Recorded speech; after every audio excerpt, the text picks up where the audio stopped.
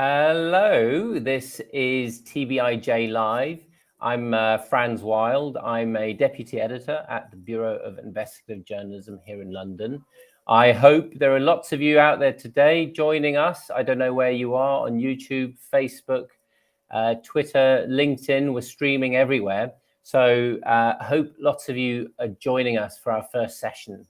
TBIJ, the Bureau of Investigative Journalism, we're the biggest, largest non-profit investigative newsroom in the UK. That's a bit of a mouthful, but basically we investigate all sorts of areas, albeit corruption, deforestation, inequality in the health system, all that sort of stuff that really holds governments or companies or really rich individuals to account.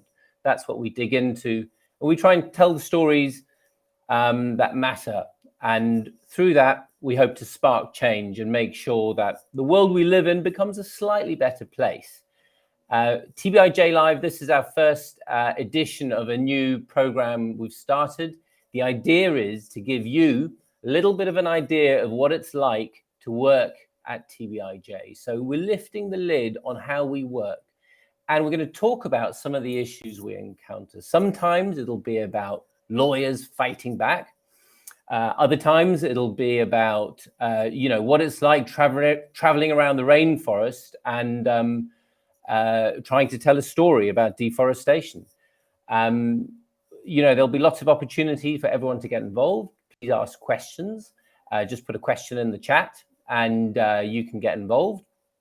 We'll be answering loads of questions as we go along. And the whole session should take about 45 minutes or so.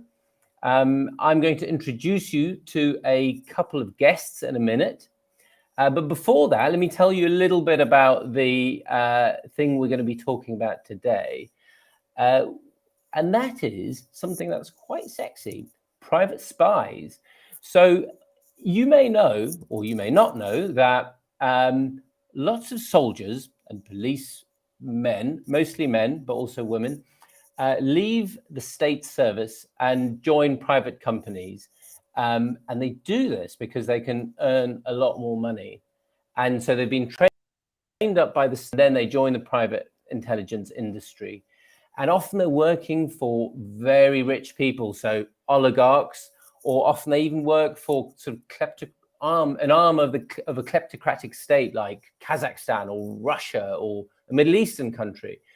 And they snoop around. And the reason they do this is that their bosses ultimately are involved in really big court cases, or they've got people that they really don't like living in the country. And so they're following them around. They're going through their bins. The things we've uncovered actually are pretty extraordinary. They follow people on their holidays. They put cameras up outside your house, so they watch your comings and goings. Like I said, they go through your bins. They might put a GPS tracker on your car. They might impersonate a family member of yours. So it's all these things that you don't quite know are happening, but they are actually happening. And a lot of them are actually legal here in the UK. Obviously, these all sort of global dynamics, but they're all sort of center in London, which is quite interesting. One of the things that people don't necessarily know about London. I can see we're about to show you a little bit of a video, just a sec before that happens. I hope if you want to support us, please go to tbij.com. That's tbij.com, and you can see the QR code. You can just scan the QR code and you can support us. We're a non-profit, so we really rely on donations from everyone to keep running, to keep doing these investigations that we do, to keep holding people to account. And you can be a part of that.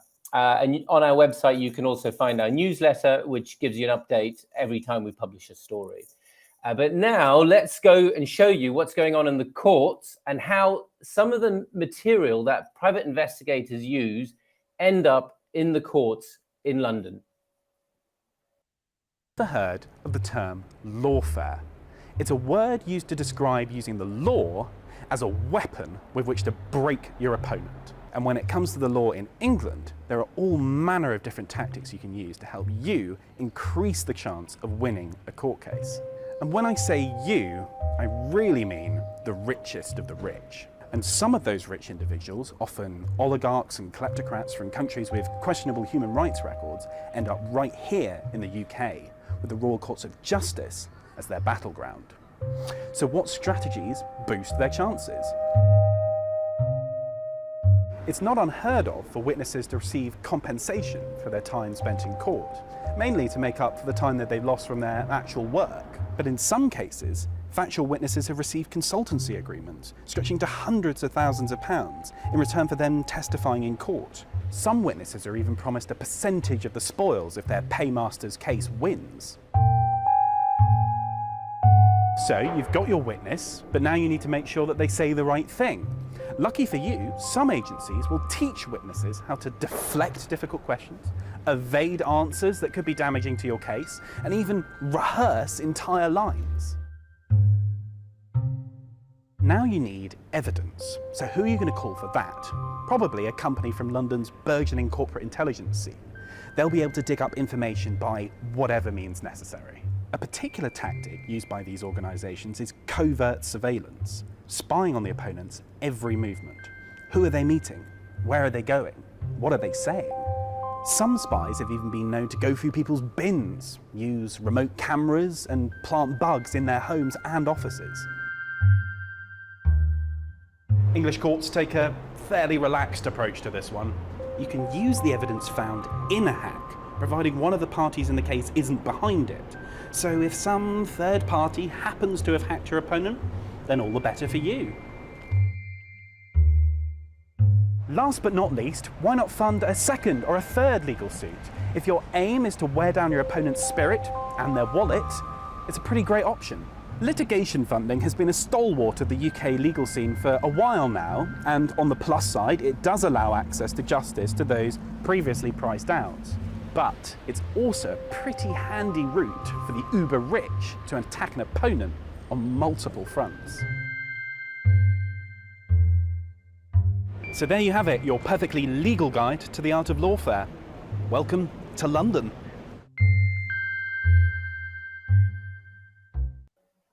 Welcome to London indeed. What a place.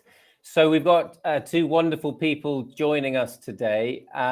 Before I let them introduce themselves, just want to remind you, please get involved. Please share the view on whatever social media you're on. I can already see some comments coming in. Good to see you, especially Scott Stedman, our friend in America. So it's good we've got an international audience.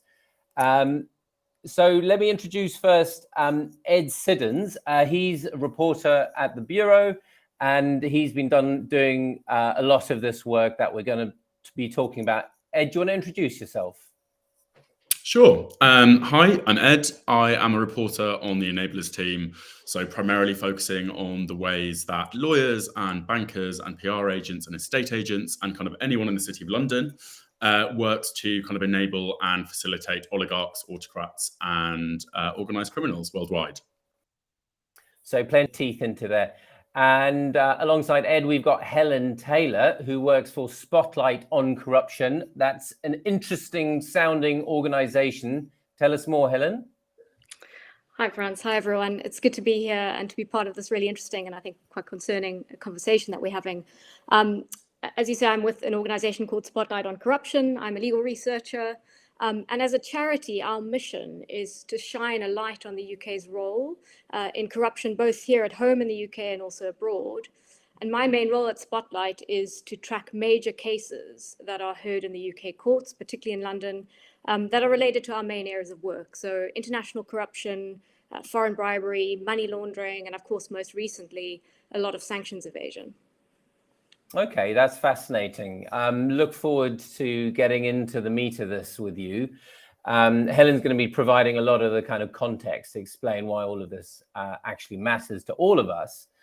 So in the last few months, TBIJ has published a series together with the Sunday Times about the private investigators of this world. So the former British soldiers and policemen who've gone into the service of oligarchs and the like. And like I mentioned earlier, we've uncovered quite a lot of stuff, sort of GPS trackers on cars, people being impersonated, all that sort of stuff.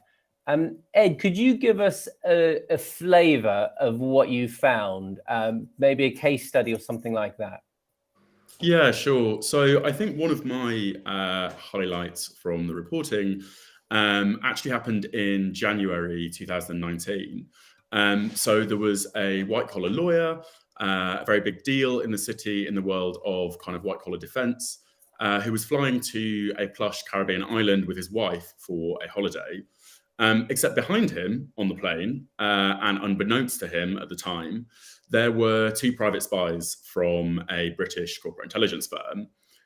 The kind of context for this is that they were there because some 6 years earlier, the lawyer had been doing some work for a large mining multinational, but the relationship had broken down when they accused him of leaking confidential information to state investigators who were looking into whether or not the company had paid bribes. And so as part of this kind of concerted fight back against the law in question, these 2 men had followed him all the way to the Caribbean. Now, this actually went kind of wrong for them. The first 2 spies failed. They were basically stopped by authorities upon landing because to get to this private island, you had to have a reservation at a hotel there, which they did not have. And so at the last minute, a 3rd spy comes out. But by that point, I mean, the authorities were already on high alert, and a single male with a hotel booking rang some alarm bells. And when he was stopped and his suitcase was inspected, it was full of surveillance equipment. I think the reason why I like that as a case study is because it's pretty colourful, but also I think it shows the lengths to which British corporate spies will go to for their private and immensely wealthy clients. Yeah, and it kind of shows, they can just get on a plane, 2 of them, and travel to the Caribbean. It shows how much money is sort of being spent quite readily. But before I come on to Helen, Ed, can you just give us an idea of how you go about looking into this kind of stuff? Sure. I mean, it's not easy, right? These people sort of pride themselves on their secrecy and on their ability to remain undetected. But the sort of broad timeline of this story was that, a lot of our work involves lawyers and involves kind of court cases. It's often one of the few times that you'll actually get to look under the bonnet of some of the more controversial things happening in the city. So we were sort of looking at a few different court cases. We'd heard kind of mentions of witness payments, allegations of spying, lawsuits involving sort of physical surveillance. Effectively, we kind of had to leaf through, thousands and thousands of pages of court filings and start to build out a timeline to really understand sort of who's doing what and when. And that's the point at which you kind of go and start sourcing up. So you're speaking to people involved, to the lawyers, maybe former spies, kind of NGO observers like Helen, to kind of real experts who have a sense of what that world looks like from the inside. But in this story, there was also a kind of undercover element. Now, I think people often think that investigative journalists are going undercover on a whim, that it's just, a sort of standard part of the toolkit, but it's a really, really high bar to reach.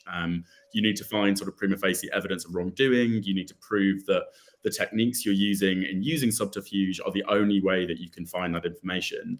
And so after crossing a number of legal barriers, some of the Sunday Times reporters we're working with headed to India to kind of get under the skin of the hacker for hire industry, which was kind of important part of our reporting. And then once we'd kind of gathered material, we'd cross-reference everything. Then it's an extremely onerous kind of fact-checking process, corroborating, going back to sources, double-checking.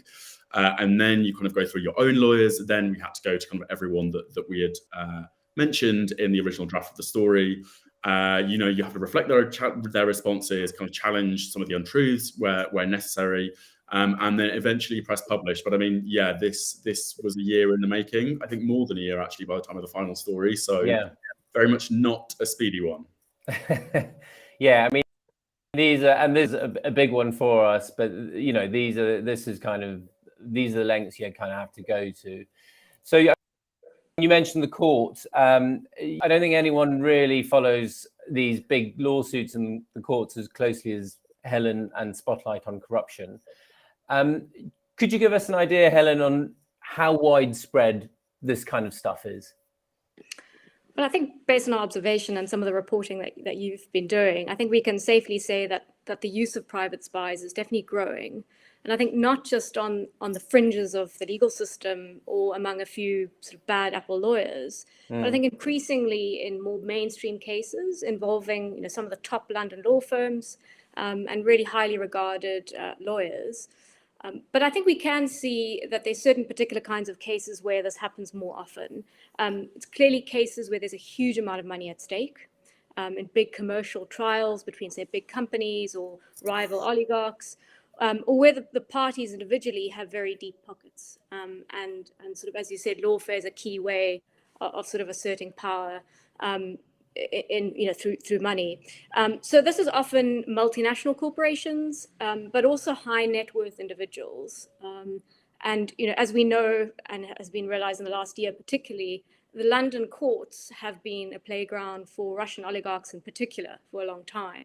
It's been a very lucrative source of business for London lawyers, whether it's getting a divorce, whether it's one oligarch bringing a lawsuit against their commercial rival, or whether it's suing a journalist who's asking some uncomfortable questions. We see this all happening, and money is a big part of this.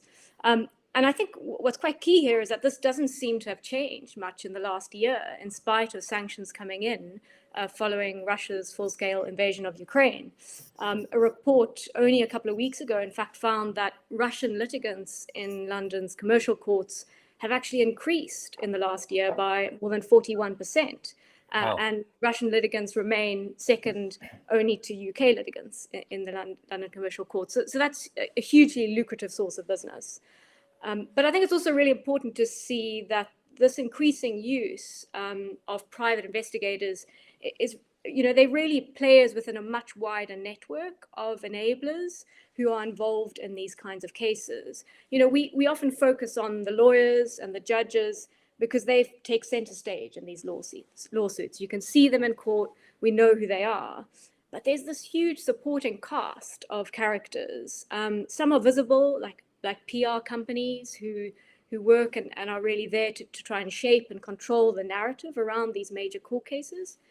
But other actors we don't see, and we might not even know who they are. And I think private investigators are kind of, the key suspects here, which is, if they're actually doing their job properly, they don't leave any trace. We don't know necessarily that they've been involved. And I think, this really brings me back to your question, Franz, which is, how big is this problem? How widespread is this practice? And I think the issue is, yes, we know from the examples we have, thanks to the work of investigative journalists like yourselves and the observation we've been doing in court, that this is growing, but we don't know the full extent of it. Clearly, what's happened is really just the tip of the iceberg.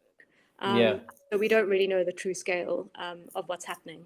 Yeah, and that's one of the big problems here, isn't it? The sort of lack of transparency to an extent in the courts. And obviously, one of the things that really is hard to get your head around is how this kind of distorts the sort of playing field. It's almost like there's this sort of private court which is accessible to a certain group of people.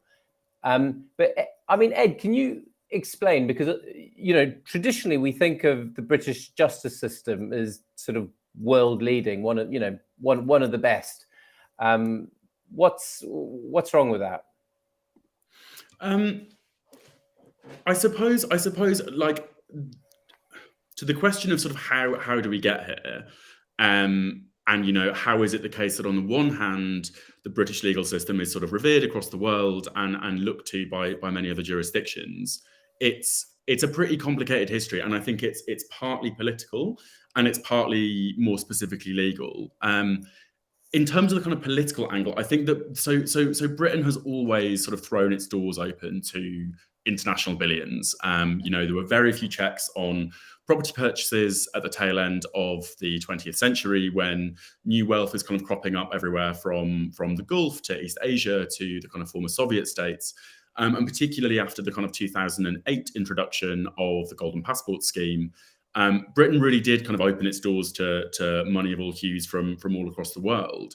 our property market became incredibly expensive and a really safe investment for all kinds of ultra wealth with kind of minimal checks on the provenance of the money. But also, I think London offered a kind of whole ecosystem. So, our private schools can educate your children. Our top flight universities will accept your donations and name a lecture hall after you.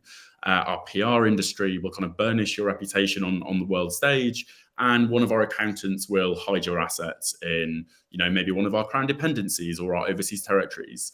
But crucially, what any of those things give you, particularly kind of having a child at school here or having a property here, is access to the English legal system.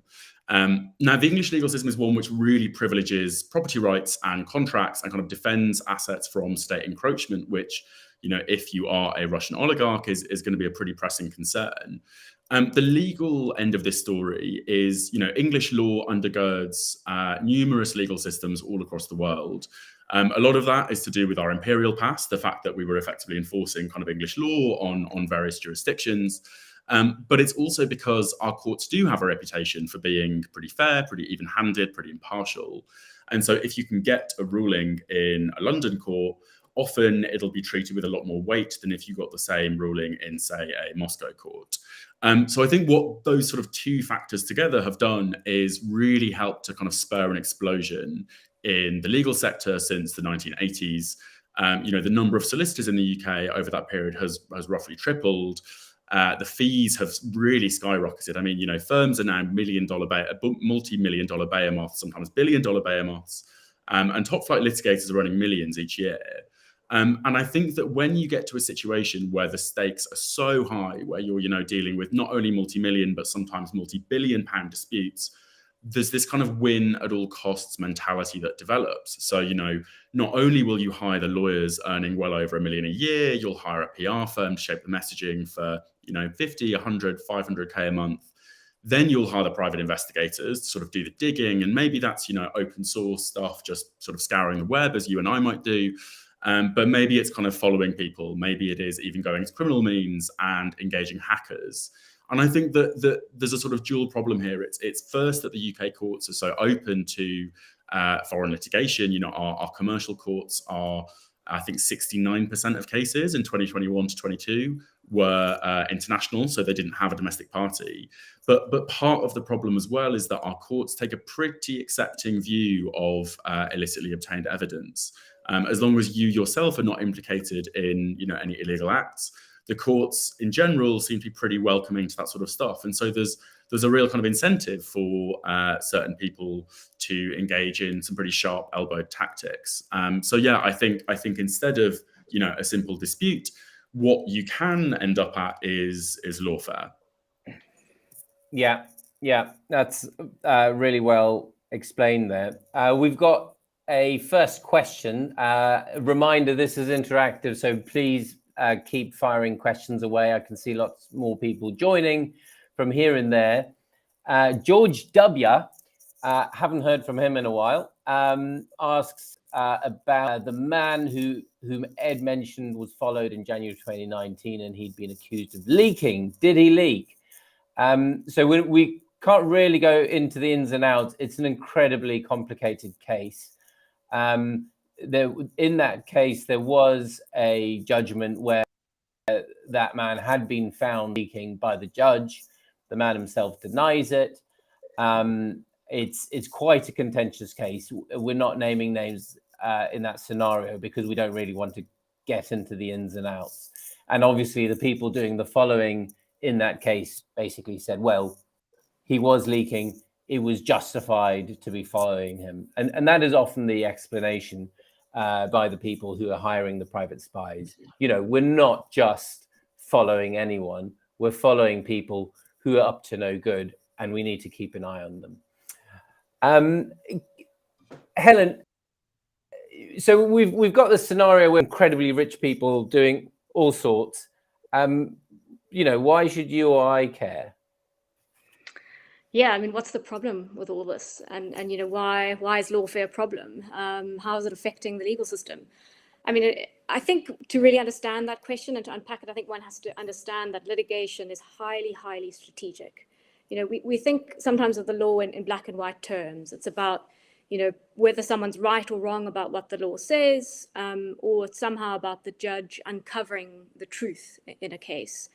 But often, really who wins and loses cases, it comes down to how you build your case against your opponent in court.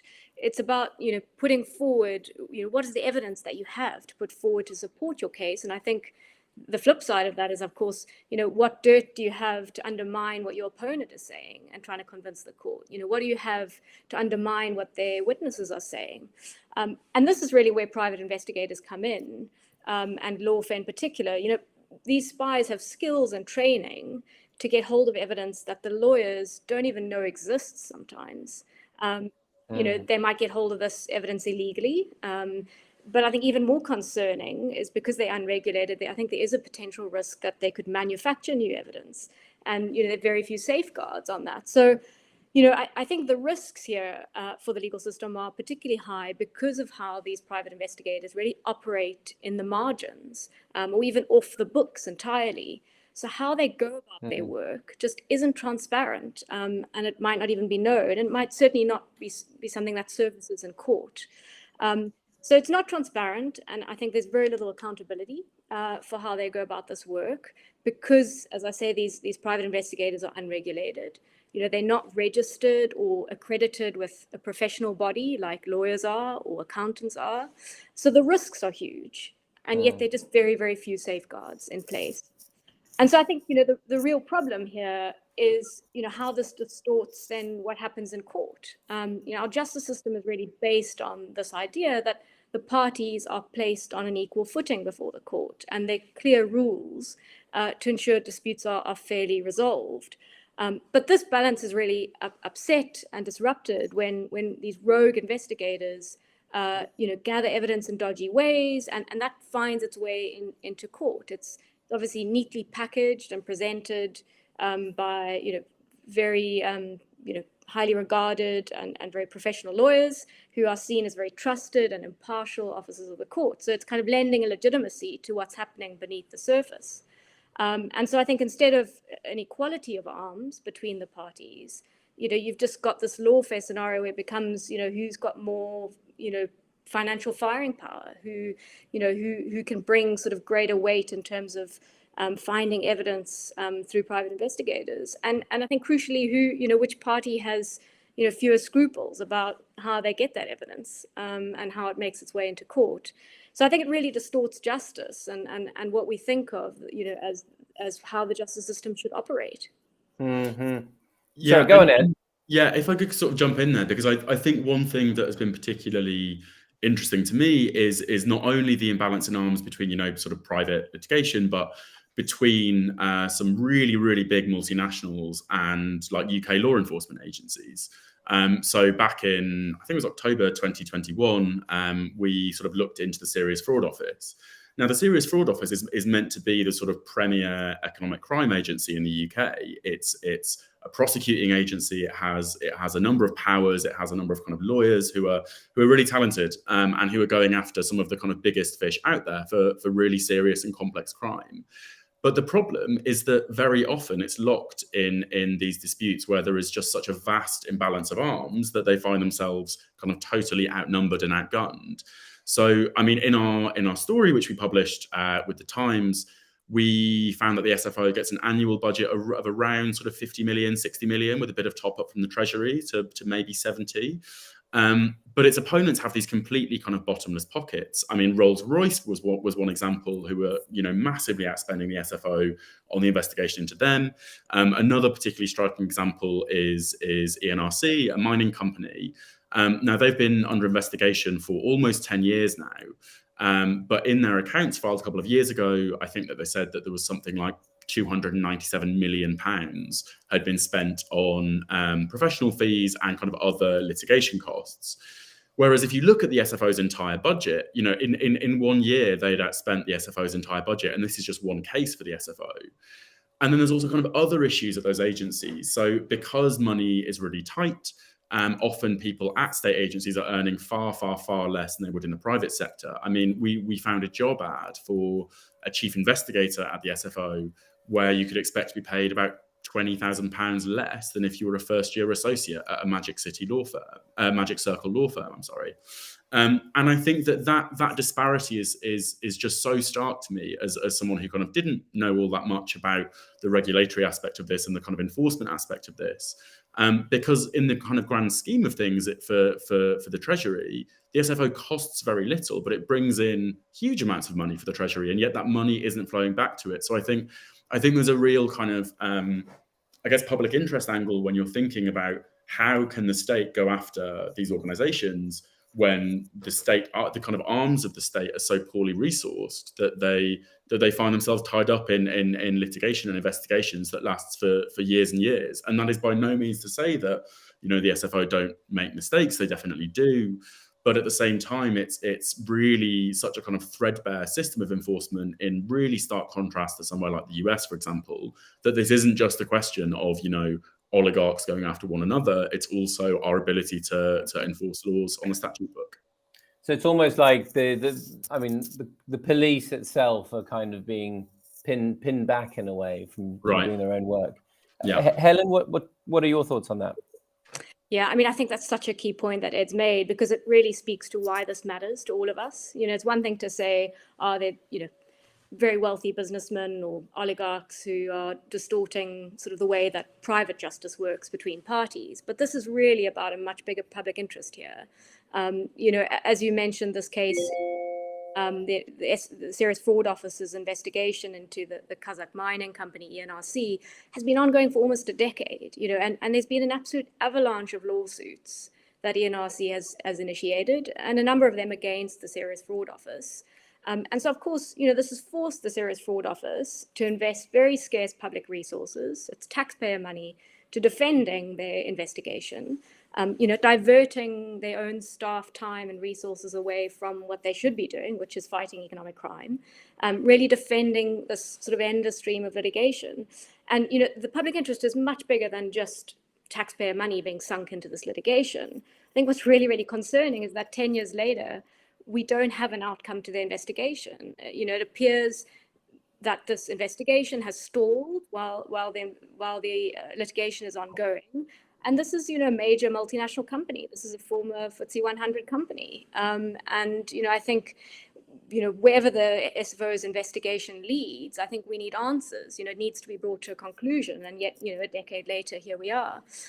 So I think, you know, it clearly has a real chilling effect on law enforcement agencies like the Serious Fraud Office, you know, like the National Crime Agency, or other sort of really elite our elite crime fighting agencies, as to how they go about their job. You know, how can they go in court with massive companies that are spending, you know, quadruple times more than their annual budget? I mean, it's just, you know, it really puts this into perspective. And I think that's really why we should care about this issue.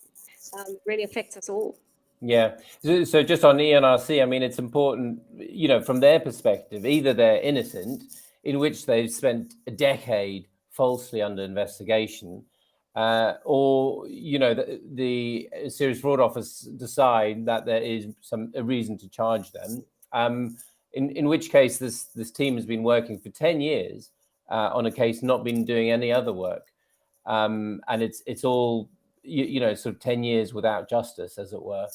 ENRC, we know, denies any of the allegations that have been out there, and denies any wrongdoing. They themselves claim that they're a victim of a conspiracy by their former lawyer and by officials at the Serious Fraud Office.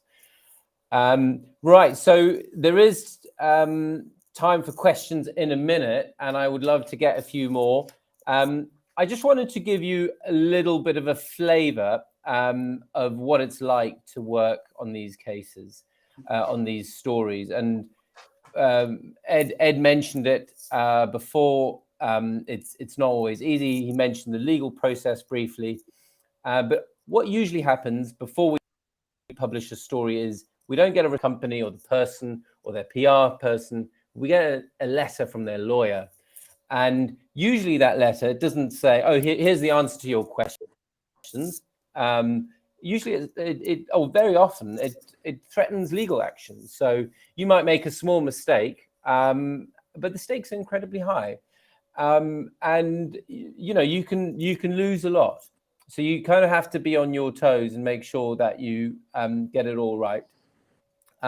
You'll remember maybe that the Sun was sued for an article that it wrote about Johnny Depp. They was, but it doesn't always go that way. And either way, even if you are in the right, it costs hundreds of thousands of pounds just to go through the court process. And I know several individuals and publishers who've spent an absolute bomb. So I've got a letter here, which we received recently. It's got nothing to do with any of the work that we've just been talking about. I just want to be very clear on that. This is a totally different thing. But I thought I'd read a section just to give you a flavor. So it's labeled sort of private and confidential, not for publication. So the whole aim is to keep it kind of, under the surface. And here the lawyer writes to our reporter, given the contents of your email, we suggest that Mrs. X considers her position and seeks legal advice before speaking with you any further. If your report or your conversation with her is accurate, then she has provided false information to our clients, and this is an offence. Our client would need to consider whether this would result in a claim, but importantly, as solicitors, we will need to consider our reporting obligations to the police. In plain English, the listening to report a vulnerable person to the police, which, when I read this, made me pause for thought. Ed, what's it like getting letters like this? You've just been sort of reporting the hell out of a story, and then you receive a letter that's sort of threatening you for making a mistake or getting something wrong. How does that feel? I mean, it's not great. Yeah, it's not a great feeling at all. I mean, like, particularly when you've spent months and months and months on the same story. I mean, in this case, even a year. You have reported this, you have fact-checked this, you've corroborated it, you've gone back to sources, you've combed through so many documents, and you've dealt with really rigorous questioning from your own editors, from your own lawyers.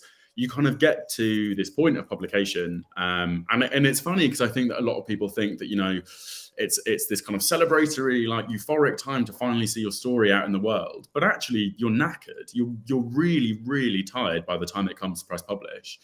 And then at the 11th hour, and it always is inevitably kind of 6 p.m. on a Saturday or a Friday, threatening you with all forms of sort of legal and financial Armageddon.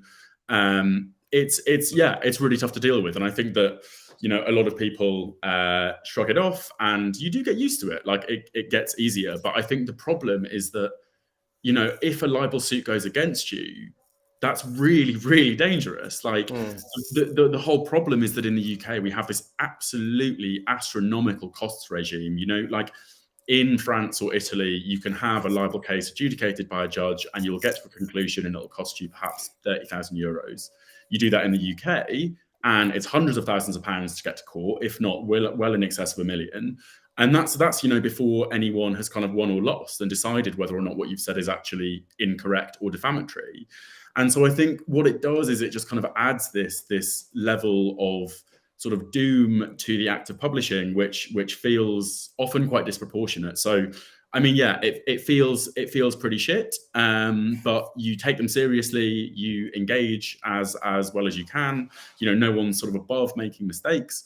But I just kind of feel that often the tone in which the exchange proceeds is, often wildly disproportionate, and sort of leaves you as a reporter just hoping that your editors back you, and that they are willing to risk the kind of immense costs that a libel claim or a libel trial can entail. Yes, and I mean, for viewers out there, TBIJ is currently being sued again for a totally different story, totally unrelated to any of this. But we're sort of well into that process, it's a lot of time. The whole thing is costing an arm and a leg. Luckily, we have a lot of supporters, and that's why we really need that support. But it's not a fun process. Helen, spotlight on corruption. Do you have the same sort of problem? Absolutely. I mean, I think our work makes us a target. It's our job to call out those who abuse their position of power for personal gain, and in calling out that, we trying to hold them to account. That's high-profile people with deep pockets. It's the kleptocrats. It's companies who bribe their way into public contracts. It's the corrupt businessmen who broker those deals. So, as a charity, we also particularly vulnerable to these kinds of legal threats because, we have very little resources to fight back. And that's known. That's part of the point of making those legal threats, is that it's about that inequality in resources that is being exploited. So it's always tough. I think one has to be brave. We certainly at Spotlight try and be sort of brave and making those calls and sort of boldly calling people to account. But we always, when we do that, try and explain why we believe it's in the public interest for those questions to be raised, for those concerns to be drawn to public attention. I think that's key. Just like journalists, we're acting as public watchdogs, and it's our role to really draw attention to those difficult things, to those things that often go against those in positions of power. But yeah, it's always uncomfortable, and it certainly has a chilling effect on our work sometimes. Okay, thanks. Let's get questions. I see they're coming in, and I'll start with the latest one first, the most recent one from Robert Jenkins. He asks, if we can't trust the courts to understand what's happening in terms of lawfare, should we give the police or Serious Fraud Office the power to impose fines without going? Helen, how about you? Sure, that's a really tough question. Well, I think I would say we'd have to be quite far gone in terms of how distorted we think the justice system is when we're going to give power to law enforcement authority.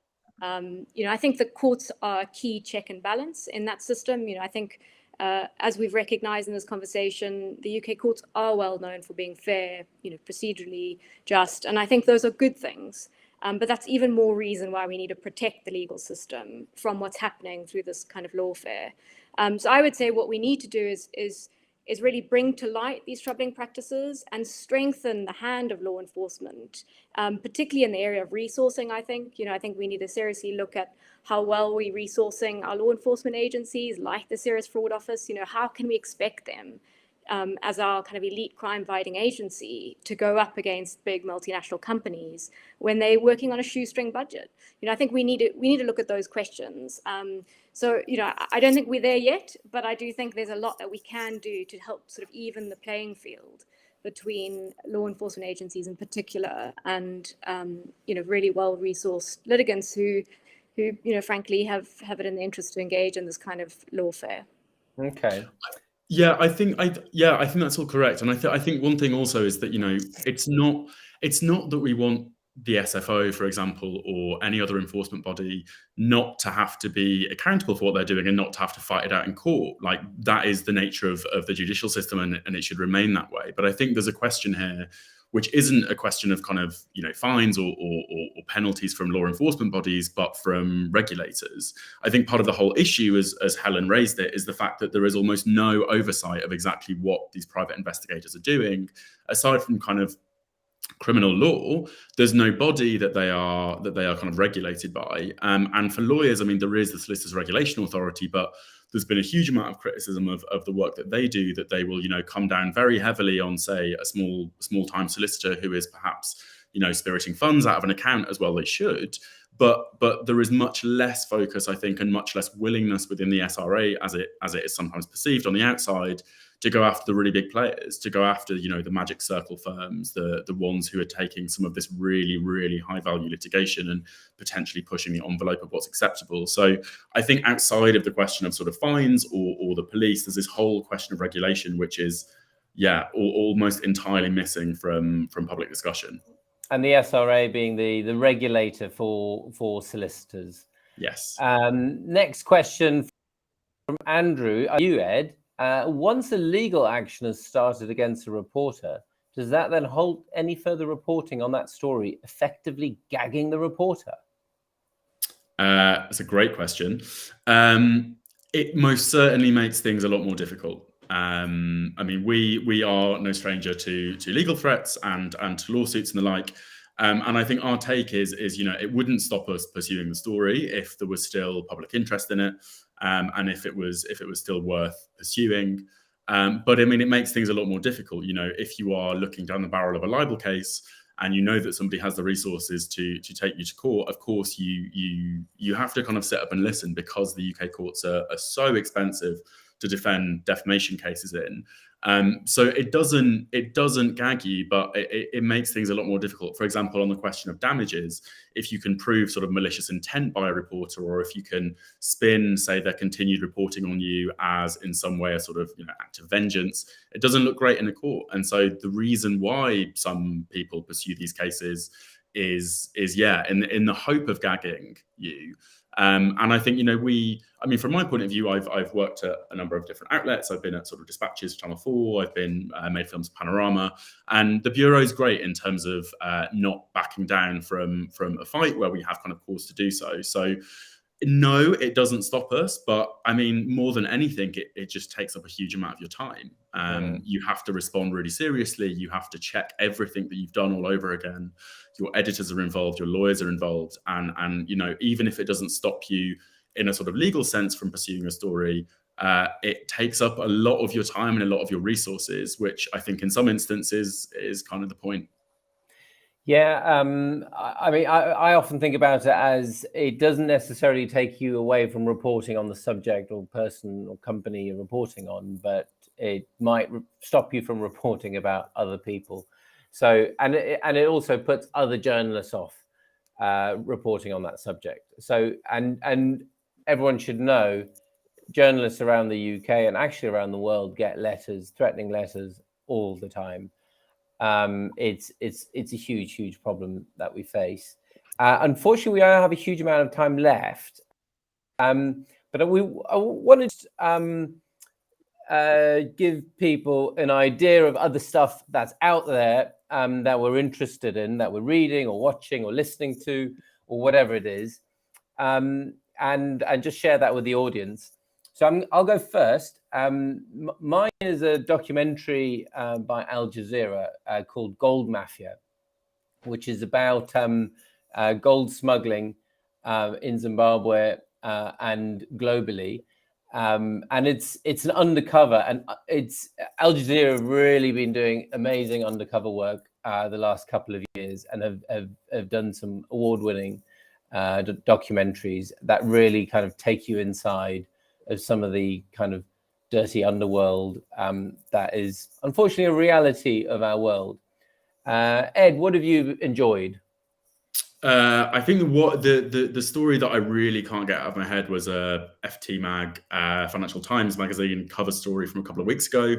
Essentially, it's this really, really sensitive and beautifully told long read about kind of working and seeing the sort of lives of South Africans, copper thieves, and the way that kind of strips and destroys the state, but also the kind of, I guess, the reasons for those crimes. And it's a really human story about poverty and about addiction. And yeah, it's just spectacularly good reporting. And so empathetically done. I keep thinking about it. It's really, really good. I'd really recommend it. What about you, Helen? I hope we're not going to stick with the Southern African theme here. Well, one not Southern African. I think on my summer reading list, at least, is a debut crime thriller by one of my colleagues, Megan Davis, her novel called The Messenger, which is about corruption, fake news, civil unrest, but set in Paris, so sort of close by. So that's on my summer reading list, which I can't wait for. Amazing. But one thing I can recommend that is from also South Africa themed is, if you're interested in sort of a real life thriller about spies, private investigators and corruption, I recommend reading The President's Keepers by Jacques Poe, a South African investigative journalist who really helped uncover really what was happening, particularly in the intelligence services under the Zuma presidency. Okay, thanks, Helen. All right, well, thank you both. I thought that was really fascinating discussion, and really hope everyone else enjoyed that. Wonderful feedback from Andrew saying, I'd like to tell you all, I'd like to let you all know that there are folks out here who truly appreciate your endeavors. Thank you. Thank you, Andrew. That was really, really good to hear. And we do get a lot of support. We really appreciate it. Hopefully the magic QR code will pop up again so that if you do like our work, you can support us. See, it's like magic. You can also go on tbij.com, sign up to our newsletter, get updates for when we're doing stories. It's going to be a busy month for us. So please, sign up and you'll see all sorts of incredible stuff coming out. My name's Franz Wild. This has been TBIJ Live. We'll be doing this again very soon. So keep in touch. Thank you.